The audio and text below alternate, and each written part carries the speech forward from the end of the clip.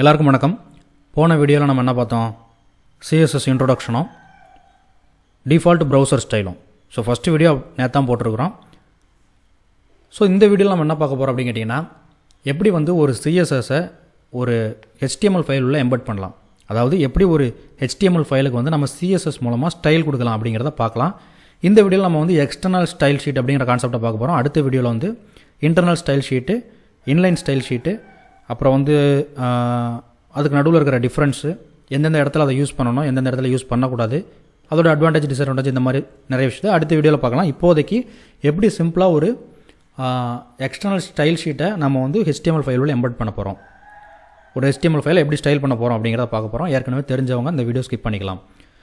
Okay, so first index.html அப்படின்ட்டு நான் ஒரு HTML ஃபைலை க்ரியேட் பண்ணிக்கிறேன். Shift 1 கொடுக்குறேன், டேப் அடிக்கிறேன், ஒரு பேசிக் செட்டப் வந்துருச்சு. இப்போ இதில் நான் ஒரு பேராகிராஃப் டேக் க்ரியேட் பண்ணிக்கிறேன்.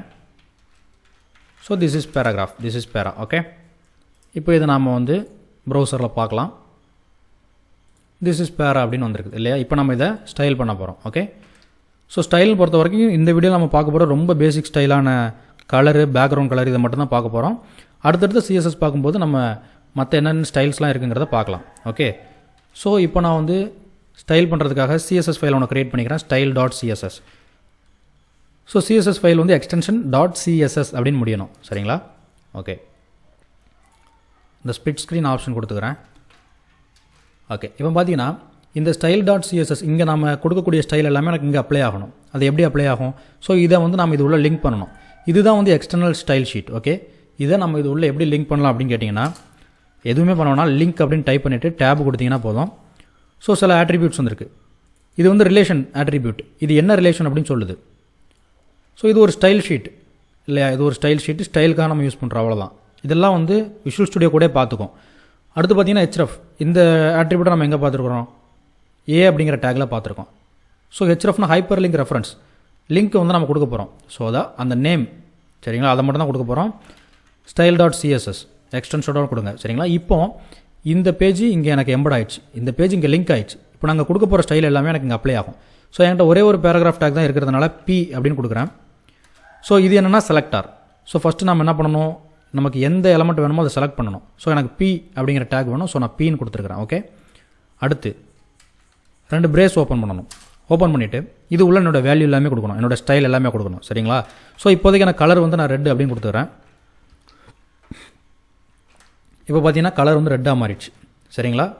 இப்போ இது மேலே கர்சர் வச்சிங்கன்னு வச்சுக்கோங்களேன், இந்த மாதிரி கலர் வந்துடும் உங்களுக்கு. இதிலே நீங்கள் ட்ராக் பண்ணி மாற்றிக்கலாம், என்ன கலர் வேணுமோ மாற்றிக்கலாம். சரிங்களா? ஓகே, இதே மாதிரி நான் இன்னொரு H1 டேக் ஒன்று க்ரியேட் பண்ணி காட்டுறேன். H1. So this is heading. இப்போ இந்த H1 பாயிண்ட் பண்ணுறதுக்கு H1. இது உள்ள நான் கலர் என்ன கொடுக்குறேன், என்ன கலர் வேணும் உங்களுக்கு? இந்த கலர் கொடுக்குறேன். ஓகே, ஸோ ஹெட்டிங் கலரும் மாறிடுச்சு, பேராகிராஃப் கலரும் மாறிடுச்சு. இப்படி தான் நம்ம இங்கேருந்து இங்கே ஸ்டைல் பண்ணுவோம். சரிங்களா? div அப்படின்னு ஒரு டேக் இருக்குது. இந்த டேக்லாம் நம்ம அப்புறமா பார்க்கலாம். ஸோ div அப்படின்னு என்னென்னா ஒரு கண்டெய்னர் ஒரு பெட்டி மாதிரி. அந்த கண்டெய்னருக்குள்ளே நாம் நம்மளுடைய மற்ற டேக்ஸ் எல்லாத்தையுமே போட்டுக்கலாம். இப்போ பாருங்கள், நான் div டேக் உள்ள P-யும் H1-ஐயும் போட்டிருக்கிறேன். சரிங்களா? இப்போ நான் பார்த்தீங்கன்னா இது ரெண்டையும் இப்படி ஸ்டைல் பண்ணுறதுக்கு பதிலாக ஸோ div அப்படின்னு கொடுத்தேன்னா எனக்கு மொத்தமாக அந்த கண்டெய்னர் செலக்ட் ஆகிடும். இந்த மொத்த கண்டெய்னருக்கு நான் BG கலர் கொடுக்குறேன். BG கலர்னால் பேக்ரவுண்ட் கலர். BG கலர்னு டைப் பண்ணிங்கனாலே டேப் அடிச்சிங்கன்னா உங்களுக்கு பேக்ரவுண்ட் கலர் வந்துடும். என்ன கொடுக்கலாம்? ஆரஞ்சு கொடுக்குறேன். இப்போ பார்த்தீங்கன்னா பேக்ரவுண்ட் கலர் ஆரஞ்சு. ஸோ இப்படி தான் நான் உள்ளே லிங்க் பண்ணுவோம். சரிங்களா? நிறைய ப்ராப்பர்ட்டி இருக்குது. அந்த ப்ராப்பர்ட்டி எல்லாத்தையும் நாம் அடுத்தடுத்து பார்க்கலாம். சும்மா ஒரு எக்ஸாம்பிளுக்கு வேணால் இப்போ H1 அப்படின்ட்டு ஒரு H1 அப்படிங்கிற செலக்டரை செலக்ட் பண்ணிவிட்டு டெக்ஸ்ட் ட்ரான்ஸ்ஃபார்ம் அப்படின்னு ஒரு ப்ராப்பர்ட்டி இருக்குது.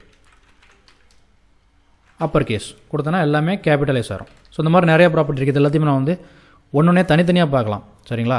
அடுத்த வீடியோவில் இன்லைன்னா என்ன, இன்டர்னல்னா என்ன, எக்ஸ்டர்னலுக்கும் அதுக்கும் உள்ள வித்தியாசம் என்ன, எந்தெந்த இடத்துல அதை யூஸ் பண்ணணும் அப்படிங்கிற மற்ற விஷயம்லாம் பார்க்கலாம். தேங்க்யூ ஃபார் வாட்சிங். இந்த வீடியோ பிடிச்சிருந்தா லைக் பண்ணுங்கள், ஷேர் பண்ணுங்கள், சப்ஸ்கிரைப் பண்ணுங்கள்.